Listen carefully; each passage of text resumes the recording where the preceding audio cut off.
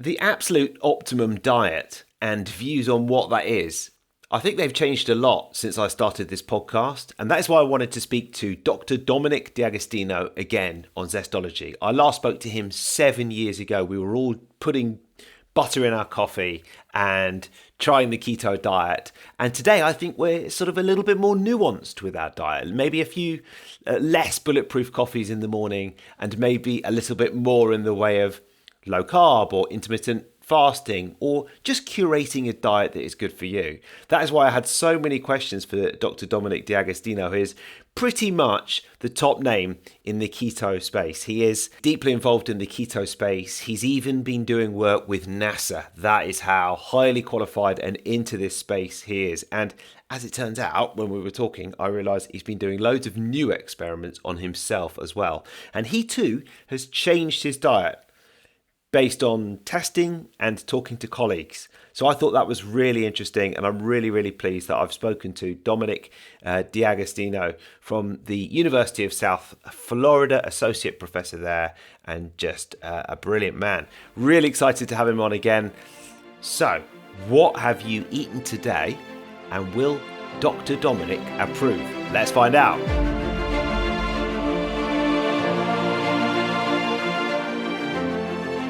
Dom, it's great to see you again. We've got a lot to talk about. How are you?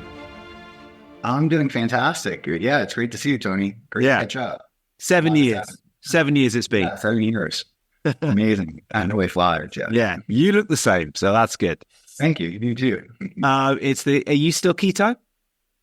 I have been keto, yeah, for a long time. I'm probably transitioned more to a low carb, what would be defined as a low carb, but my ketone levels are more of a function of like low ketones from the diet, but then I'd use supplemental ketones throughout the day. So I like to get the benefits of getting a little more, we can talk about that, plants and maybe some fruits and some phytonutrients in.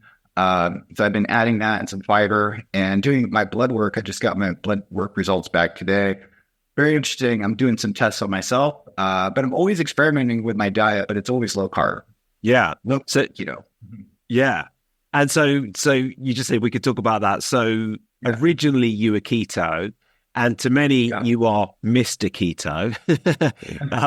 And I've always looked at you and I've thought, because I went keto for about a year and a half, I think after I spoke to you, I just struggled to sort of hold enough weight. And so I look at you and I think, well, you look sort of quite ripped. How are you doing it? Yeah. I am. When I did strict keto, I go back and look at my DEXA scans and my body composition, and I was kind of holding about 210, which is a little light for me because I have a bigger frame. But now I'm holding about 220, so 100 kilograms, and I've been kind of rock stable at that. But what I did since 2021, I transitioned more to like a low carb diet, high protein, low carb, moderate fat diet. But my fat is still probably 200 plus grams per day of fat. And it's just not my protein. I bumped up my protein and got back more into lifting. We had bought a farm a few years back, and I was so busy with the farm work, I just put, weightlifting kind of on hold and didn't do too much of that. But now, the last couple of years have been more consistent with my training, and I've added, I'm due for another DEXA scan, but I've been creeping up a little bit in my lean body mass. And I did, like you, I was doing a lot of intermittent fasting and keto, and my mental acuity, my endurance, my just ability to focus and work on grants and academia was off the charts. And not now, but when you're in a state of deep ketosis, it does give you that sort of mental clarity, and sort of, it's like, your brain's kind of just running very smooth and very consistent from the energy flow standpoint. And I got a lot of benefits from it. But I realized that I'm not getting any younger. I'm pushing 50 years old. And as I look at my blood work and body composition, which I track closely over the last 10 years, that I needed to make some adjustments to just, maintain some things and also improve my blood work in some ways. I'm going to go down that rabbit hole or whatever on the experiments. So. Yeah. Yeah. Well, it is a sort of, and you know, you make the point, as does everybody else, that everybody is different and what suits one person might not suit another. But it sounds to me like you've gone the sort of Paul Saladino route of a sort of a few, sort of a bit of fruit, a little bit more fruit, and then, but still quite low carb. Is that right? Yeah, I heavily on fish. I get red meat, fish, and I don't eat much chicken, but I eat turkey. Like we have a good source for like wild turkey. And I do, unlike Paul Saladino, I do have broccoli pretty much every day and 1 cup of wild blueberries and like a half cup of walnuts I have per day and maybe some little odds and ends, but like total. Oh, and I have a little bit of dark chocolate pretty much every day. So my carbs are probably still under 100, but it's pretty heavy in fiber. And that little shift, I think, and also bumping my protein up from like 1.2 grams per kilogram to 1.8 grams per kilogram.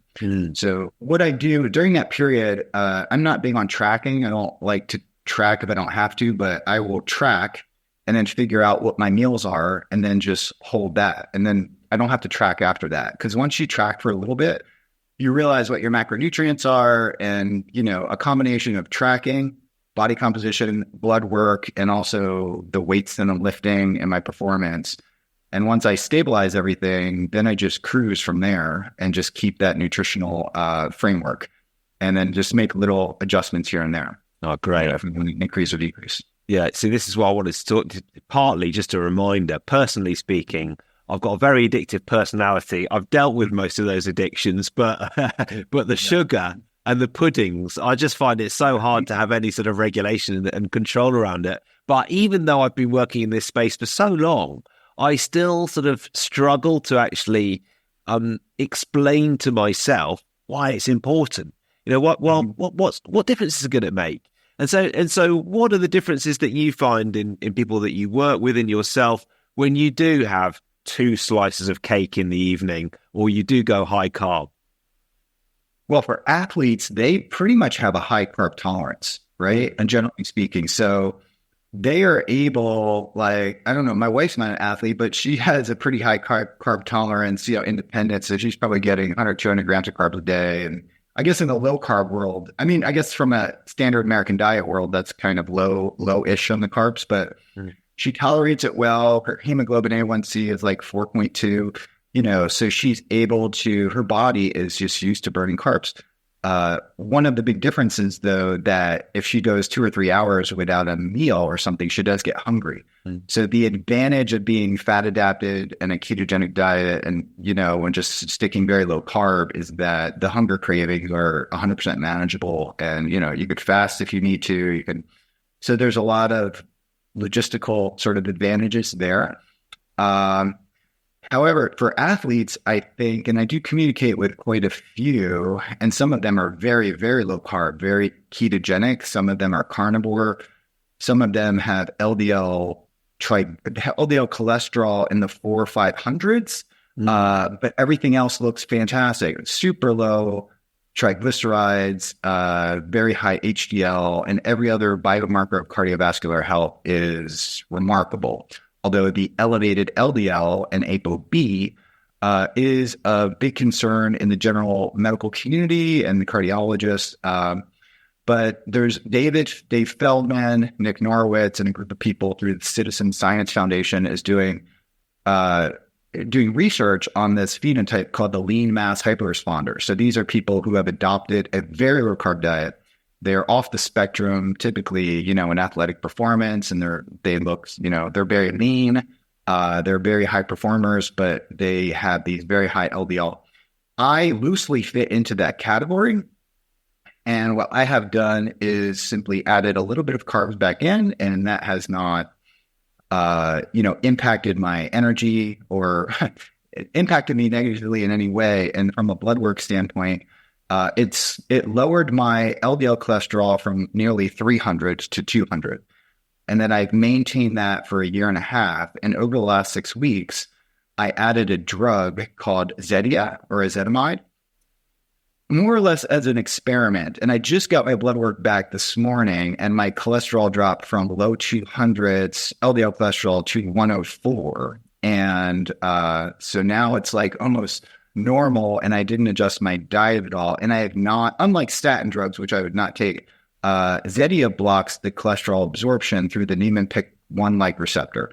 So it's very specific in what it does, and it doesn't globally inhibit cholesterol synthesis, for example, like in your brain or in your muscles, which could cause, a decrease in muscle performance.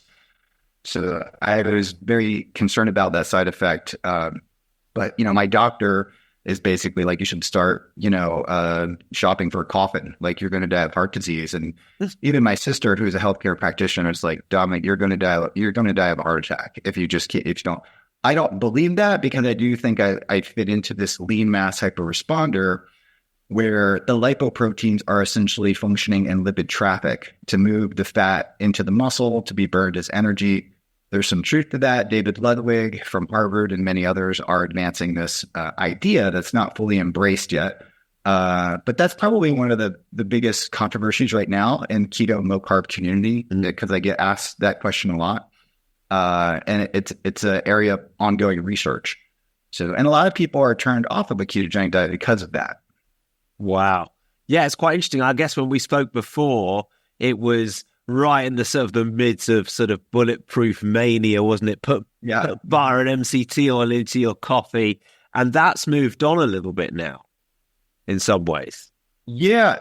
I am kind of the opinion now that you should have a bit more of a mixed diet, still very low carb, but still incorporate medium chain triglycerides, which is found in like bulletproof coffee. I'm a big fan of, MCT oil. I get, probably like 30 grams or more per day. So you can elevate your ketone levels independent of carbohydrate consumption with MCT. I also use different products, exogenous ketones, the Keto Start product, which is essentially electrolytes, like Element. Like Element is something, I love that too. Yeah, that's great. Yeah. The elements in Keto Start are bound to beta hydroxybutyrate. So it has the sodium, potassium, magnesium, calcium, but it's bound to beta hydroxybutyrate as a carrier. So it gets released, sustains your electrolytes, which tend to be depleted if you're on low carb. Oh, yeah. Oh, God, yeah. Yeah. But then it's also delivering, in this case, 10 grams of beta hydroxybutyrate. So you feel the energy, even independent of the caffeine. And it's a nice buzz. And so I have titrated my fat down a little bit and adjusted my macronutrients to be high protein, moderate to high carb, and then probably about 30 grams of fiber per day. So probably like 60 grams of carbs to 70, but a high percentage of a mixed form of fiber from, blueberries and a little bit of fruit, maybe an apple here and there, walnuts, and broccoli. And that's probably the only carbs that I think I eat. Wow. Very little sugar. Not that I can go off the rails. And, we went out for sushi and not too long ago with the rice, and that tends to spike me a lot. I do wear a continuous glucose monitor, and I'm a big advisor for the company Levels Health, which is a great company. And then wearing a continuous glucose monitor gives you metabolic insight into and it's probably more important for athletes that use carbohydrates, because it allows you to titrate your carbohydrates so you don't spill over and have, sustained elevated glucose or insulin. It allows you to adjust your carbohydrates for a particular activity and also for recovery. And I think that these are valuable tools and there's so many companies that popped up. Levels Health is great because they're more like research focused, but there's like, NutriSense and Super Sapiens and a number of companies that have capitalized on that. And in the UK, Abbott has the Lingo device, which is continuous ketone monitors, continuous lactate and glucose. So I am just signing the paperwork to be part of that research. And I'll be wearing a continuous ketone, glucose, and lactate monitor and adjusting some dietary parameters to see, what that does. And I do think that's the future, like this emerging technology of wearable devices that will essentially be real-time metabolomics.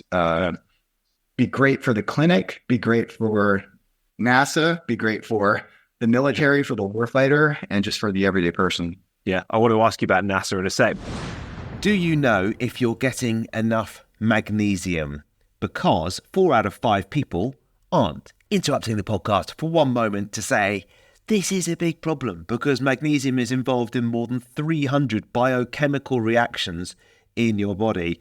And right now, I want to talk to you about the most common signs to look out for that could indicate you're magnesium deficient. So, are you irritable or anxious? Do you struggle with insomnia? Do you experience muscle cramps or twitches? Do you have high blood pressure? Are you sometimes constipated?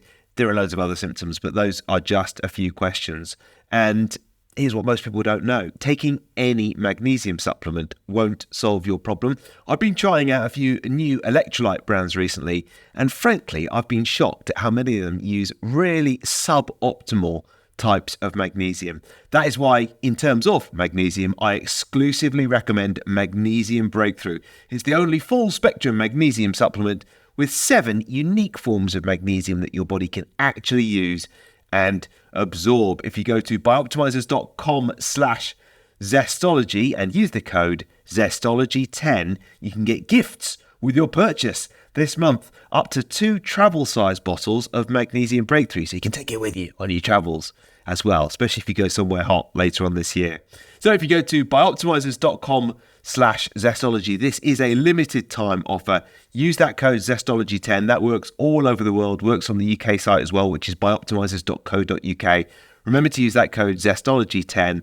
And remember, it is really important to make sure you're getting enough magnesium, but magnesium that you can actually absorb. That's it. Back to the show.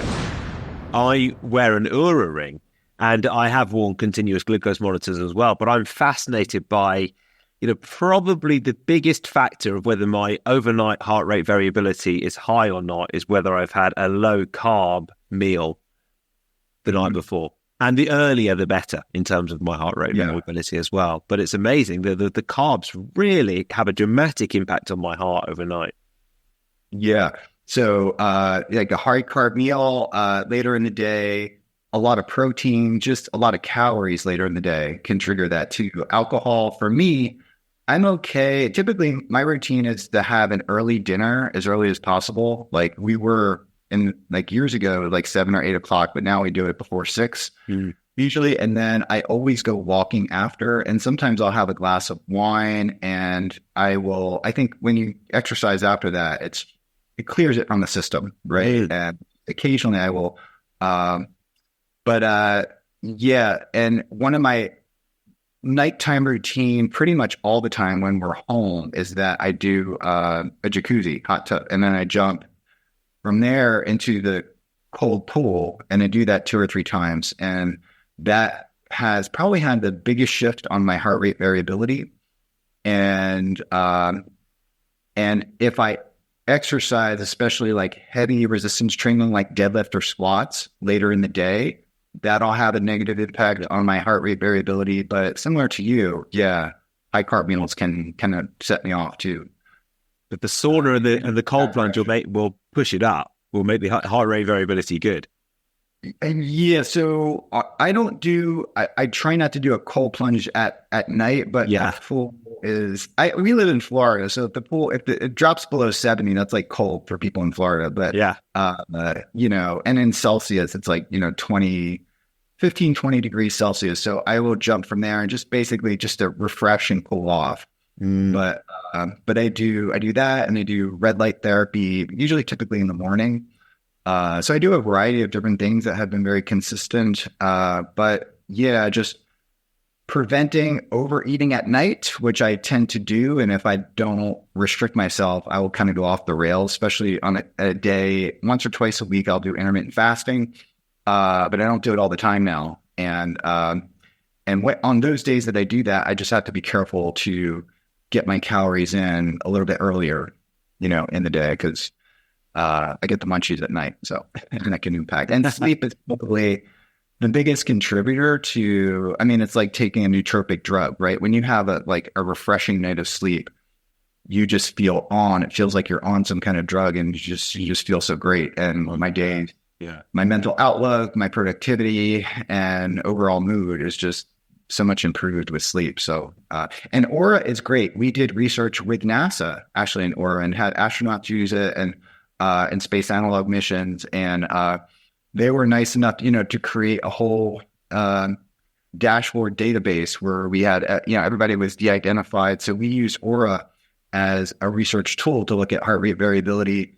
We also compared the Aura ring to the Polar V800, which is like the chest strap, and that gives a higher resolution heart rate variability. So what we were able to do is like compare the Aura to, kind of like the gold standard, monitoring device, and they're very similar. And so that gave me, confidence in Aura. And this was like the generation 1 Aura, and they've probably improved since then. I wear a Fitbit and I wear Aura, and sometimes I compare them too, and they're both pretty comparable, I think, in HRV.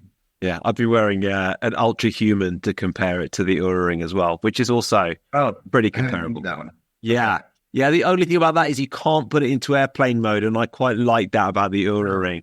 But I think that's something they're sort of introducing in future. But you mentioned NASA there, and so this is a 7-year catch-up, Dom.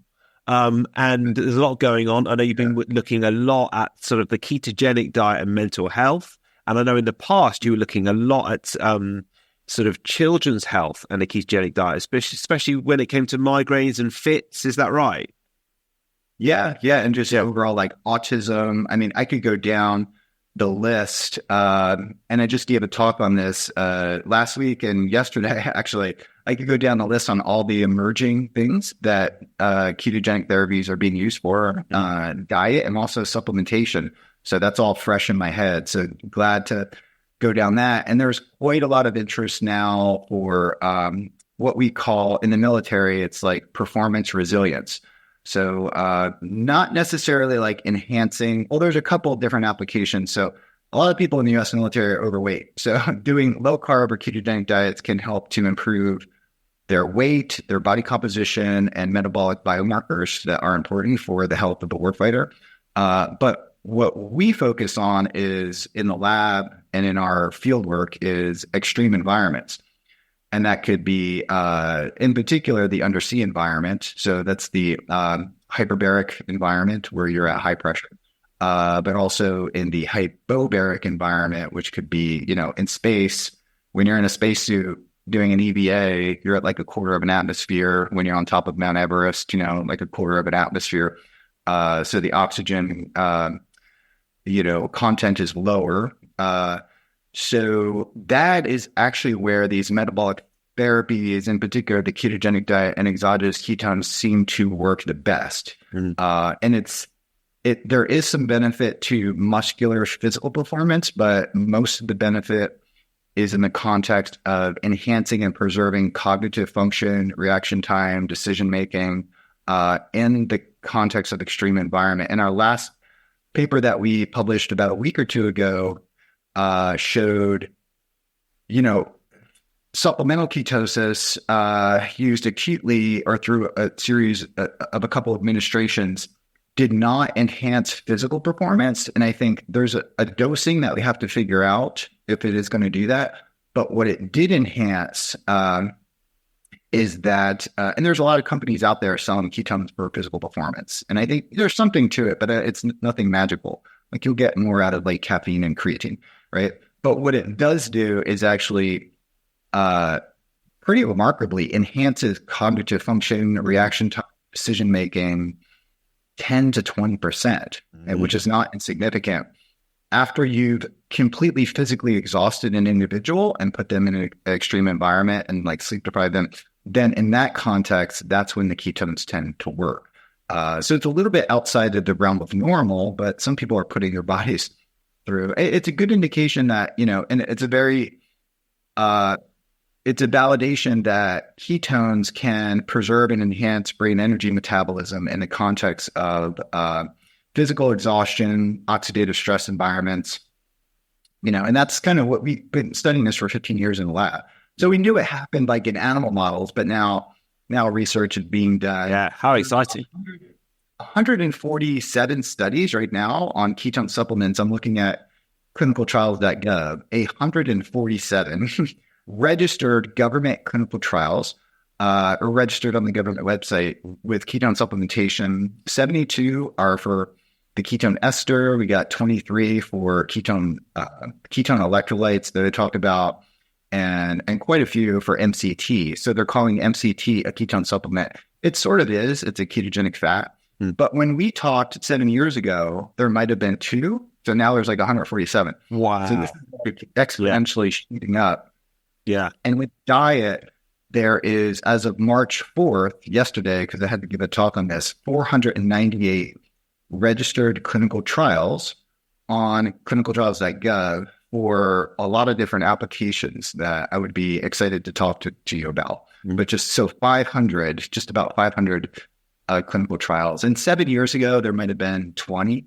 So wow. This, a lot of people ask me, it's like, well, I heard about keto, but now it's like, was it a fad?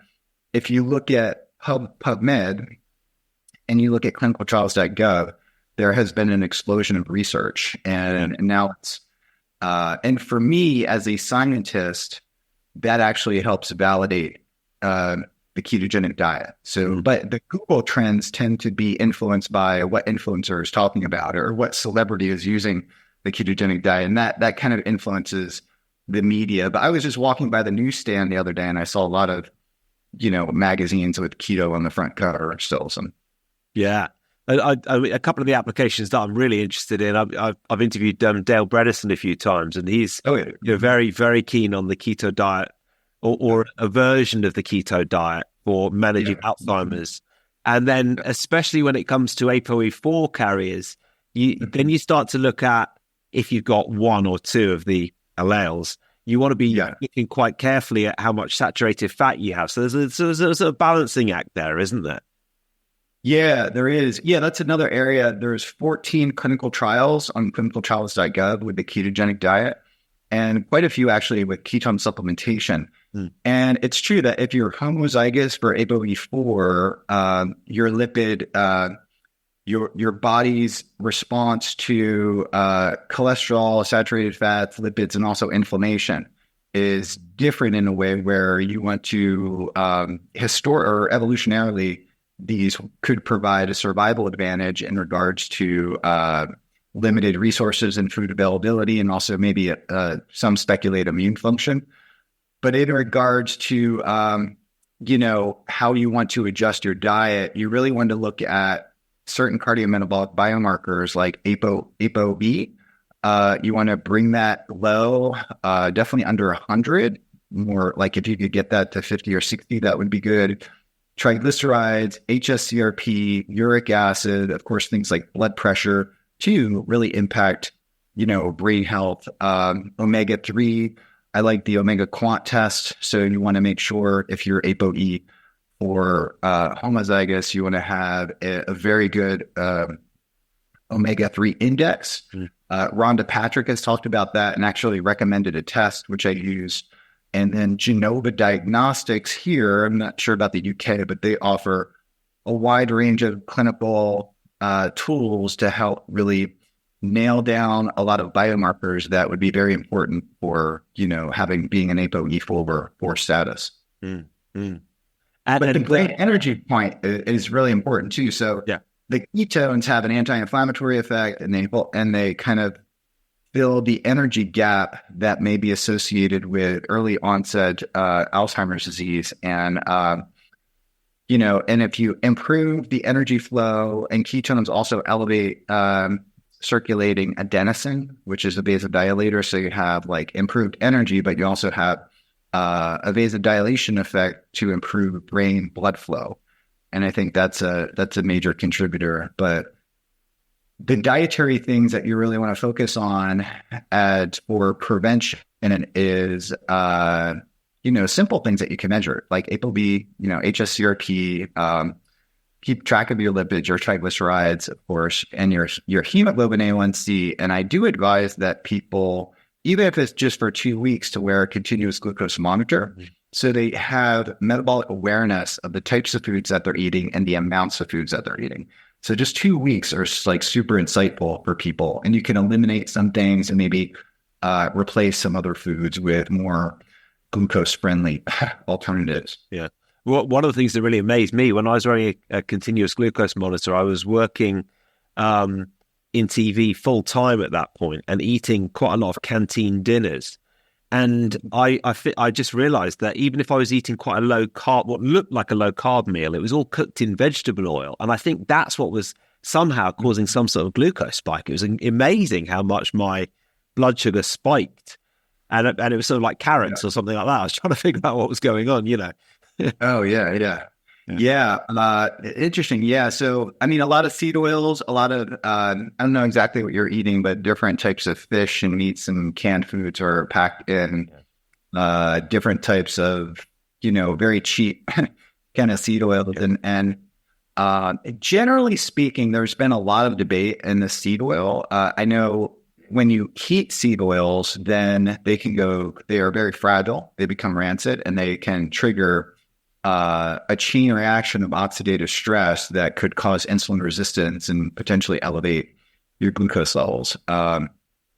However, I do think that certain seed oils, like maybe sesame seed oil and canola oil, is kind of debated, high oleics, sunflower oil. So these are questionable oils that I have not, if they're heated, I don't think they're not much. You don't want to throw these things in a pan and start cooking with them.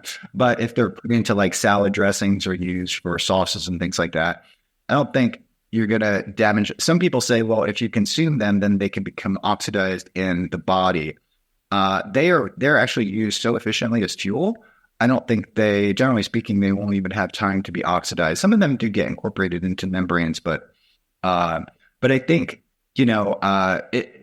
omega-3 fatty acids, getting your omega-3 index is a good indication of your omega-3 to omega-6 ratio. Oh, and that seems to make me a note of that one. Yeah.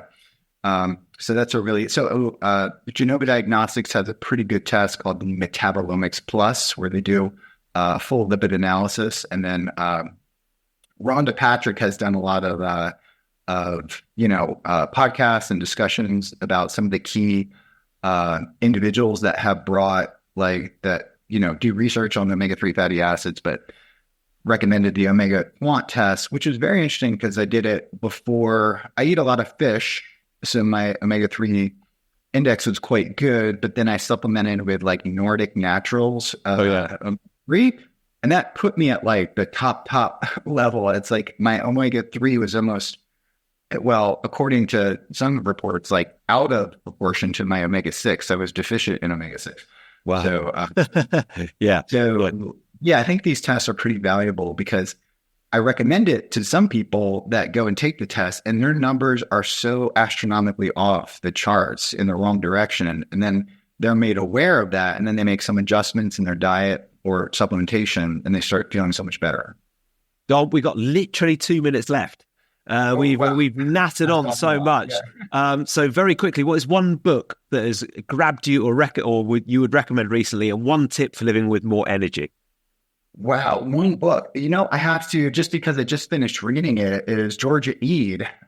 Change your diet, change your mind. And, that's actually my next thing. So she's a Harvard psychiatrist and so highly recommend that. Okay, making a note of that as well.